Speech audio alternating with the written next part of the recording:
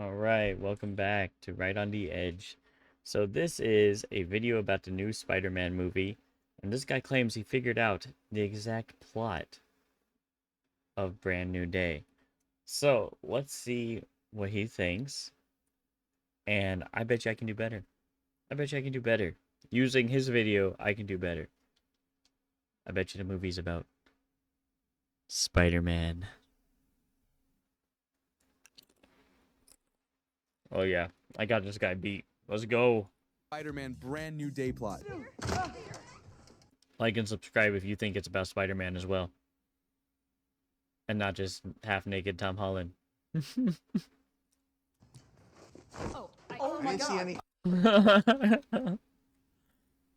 He wanted to see that. Tom Holland's recent comments about Brand New Day have set expectations for a Spider-Man story that cuts back to the basics. I'm excited about a new Spider-Man movie. I'm not gonna lie. I love Spider-Man. I love it. I love it so much. So let's hope it's good. Instead of cosmic stakes and multiverse chaos, the focus shifts to Peter Parker's everyday struggles in New York. We were really restricted with what we could do in the last movie. Didn't he like half inherit like Tony Stark's, money? Or no? Maybe? No. Because of COVID, we shot the entire film on stages. Now, we're really going to lean into that old school filmmaking and shoot in real locations, which is why we're starting in Glasgow. We're going to use the streets of Glasgow for this massive set piece that we're putting together. So it's going to feel like making Spider-Man 1 again, I guess so. I don't like the idea that it's over there, but I suppose they have to find buildings that run down. Boom. Burned. Got him. Take that, Glasgow. It's been such a long time since I've done it. It's going to feel like a breath of fresh air.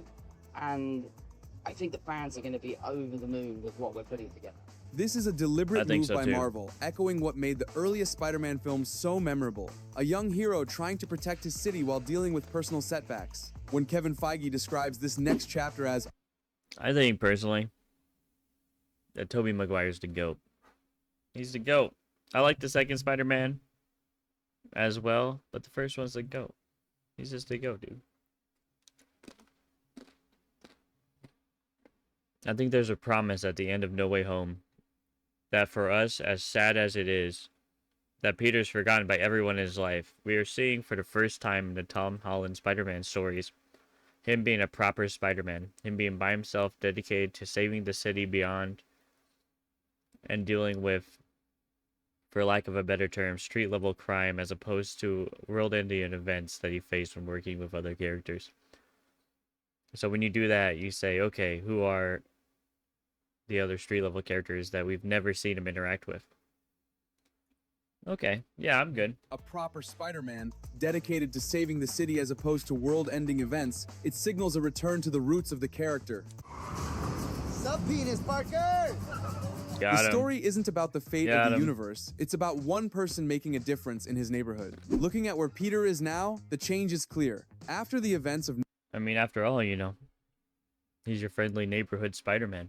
No Way Home, Peter is left with almost nothing. By the way, I He's got my lost his snackies connection for to this Tony video. Stark, the Avengers, and even his closest friends. The multiverse adventure wiped his slate clean, both emotionally and in terms of support. Oh yeah, that is how it ended, huh? Is there anything else? Yeah, I think you're the most beautiful woman in the world. Or something cheesy like that. Come Brand on, New be Day Spider-Man. uses this as a starting point, stripping away the high-tech gadgets and famous allies, and leaving Peter to figure out who he is without all the extras. The multiverse stories brought in legacy characters, huge The multiverse story was good. I liked it. battles, and a sense that anything could happen. But there's a different kind of tension in a smaller story. When the threats are local, every decision Peter makes feels more personal. The stakes are measured in lives saved on the street, not worlds colliding. For example, think back to Tobey Maguire's Spider-Man stopping the tram full of kids in the original film, a moment that felt urgent and real because it was about saving people right. That tram scene was amazing. I love that scene. I loved it so much. This whole group of people, like, we won't tell anybody who you are. Like, fucking sick. Fucking sick. What a great scene. in front of him. He's just a kid. No older than my son. Compare that to Peter's reality-bending fight with Yep. Doctor Strange in No Way Home. The spectacle was impressive, but the emotional weight is different when the conflict is street level and immediate. Brand New Day has a chance to use this smaller scale to its advantage. So, I think it's kind of like one of those things where it's like a death's a tragedy, right? A death is a tragedy, but a million deaths is a statistic, right? So it's on like a universal scale. It's hard to become emotionally attached to the concept of how grand of scale that is. But if it's your neighborhood, these are people you know and you interact with, or you at least you see on a daily basis, it's so much more personal. And I know it shouldn't be like that. But if the 15 people closest to me were threatened directly, I would have way more emotional attachment to that than a universe. And that's kind of weird, right? But that's like the human condition. That's the human condition.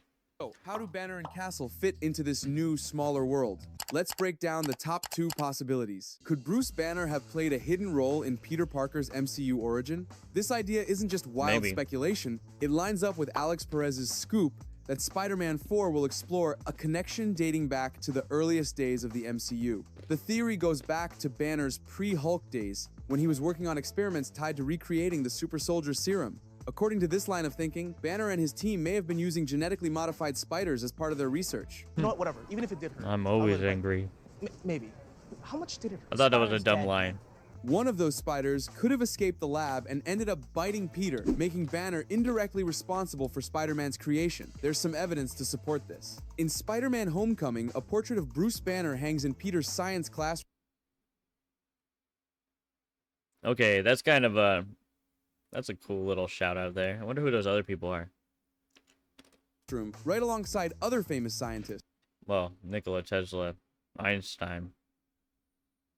Okay, I recognize a few of them, guys. Calm down. At first, it seemed like a simple Easter egg, but if Banner's work really led to the creation of the radioactive spider, it becomes a clever piece of foreshadowing. The MCU never actually showed how Peter got his powers, leaving a gap that this theory fills in a way that ties Spider-Man's origin directly to the wider Marvel universe. Instead of a random That'd be lab nice. accident, Peter's story would be another chapter in the long history of scientific ambition and unintended consequences that runs through the MCU. The emotional core of this theory is the parallel between Peter and Bruce. Wow. Both are brilliant scientists whose lives were changed forever by experiments that didn't go as planned. They each deal with the fallout in different I don't like the trope of such a young person being a brilliant scientist. Like, they're brilliant. As, like... It's not like a scientist, right? Because they haven't established that. They don't got the credentials for that yet. But they are... what do you call that? Talented, smart, like inherently smart. Either way, you get. I think you should have to earn that, ways. Peter tries to use his powers to help others, and he kind of did, but it doesn't go too much into it. You know what I mean? while Bruce struggles with the destructive side of his own transformation. This shared burden of responsibility and the consequences of science gone wrong could make for a compelling dynamic if Banner ever steps into Peter's world in a more meaningful way.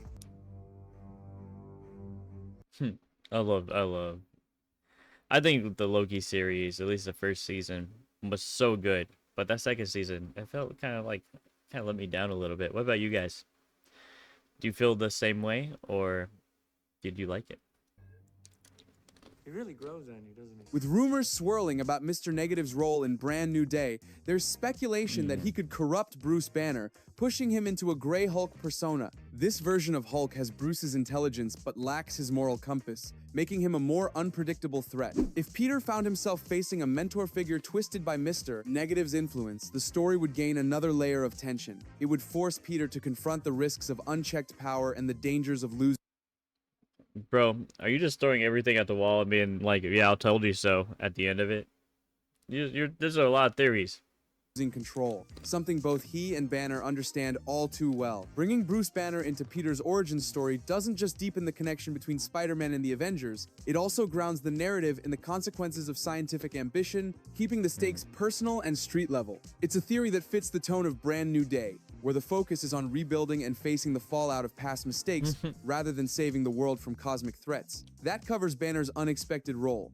What happened to your voice? What do you mean? What happened to my voice? I heard you by the bridge. I know what a girl sound like. I'm not a girl. I'm a boy. I mean, I'm a man. I don't care. Marvel Studios has I'm a officially man. confirmed that Jon Bernthal will return as the Punisher in Spider-Man Brand New Day. The Punisher's Nice. arrival signals a hard shift towards street-level storytelling. Frank Castle thrives in environments where crime is personal and justice is direct. This is the kind of world where Spider-Man's ideals are put to the test. While Peter The Punisher's dope because he's just like a dude.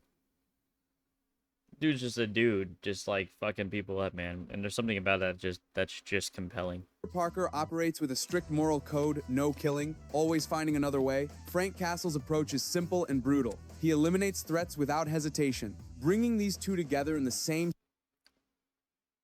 The one thing that's unrealistic, in a good way, about superheroes is the fact that they don't kill enemies. Not often. And that's what makes it surreal, right? That's what makes it separated from the real world. And there's nothing wrong with that. But I like Punisher because it grounds it in reality. Like, sometimes there are people that don't deserve to live. Sometimes there are people that don't. And I think that's life. That's part of life. story guarantees friction, especially when their targets overlap. The theory at the center of this dynamic involves Mr. Negative and his Inner Demons gang. The Inner Demons aren't just another criminal outfit, they're deeply rooted in New York's underworld, running everything from rackets to human trafficking. The Punisher's relentless pursuit of They must be using clips from a game I didn't play.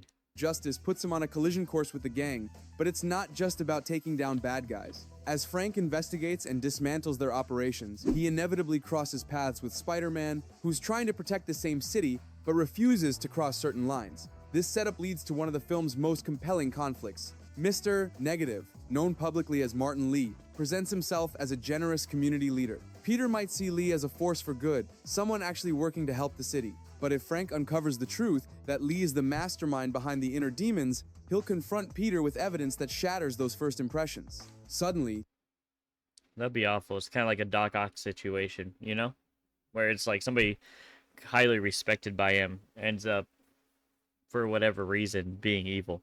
Peter faces a dilemma. Trust Frank, who represents everything Peter tries not to become, or give Lee the benefit of the doubt and risk letting a Tough. major villain slip through the cracks. This isn't just a disagreement about tactics. It's a test of Peter's core beliefs about justice, redemption, and the limits of hope. The partnership, if it happens, won't be easy. Frank's methods could pull Peter into situations that challenge his sense of right and wrong. The gang wars sparked by the Inner Demons are exactly the kind of street-level threats Spider-Man is meant to stop, but Frank's brand Yeah. of justice leaves a trail Peter can't ignore. If the two are forced to work together, Peter would have to manage the fallout from Frank's violence, constantly trying to steer him toward a better way. This isn't a simple team-up, it's a constant negotiation between hope and vengeance, with Peter struggling to keep his own ideals intact. Rumors about Kingpin's involvement suggest even more complications. Both Peter and Frank have reasons to go after Fisk, but their paths will be tangled with distrust and conflicting motives. Add in the possibility of a corrupted Bruce Banner, and Peter's world becomes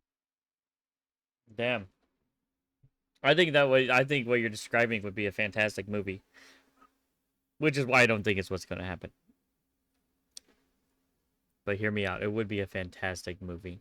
I don't have a lot of faith in movie companies anymore. You know what I mean? I want to have faith in movie companies, but hey, we'll see. You know what, man? We will see. And I hope you're right. But anyway, you guys go over and give a like and subscribe to the Daily Nerd Drop. Like and subscribe on this channel. Leave a comment below if you'd like me to see something else or react to something, or if you just like Spider-Man like I do. You'll enjoy this channel if you want something that's going to be a little bit weird every day, or just a little bit different. Not really weird, but just different every day, because that's me. A little bit different every day. A little bit weird every day too, if I'm being honest. But all right, have a good night. Bye-bye.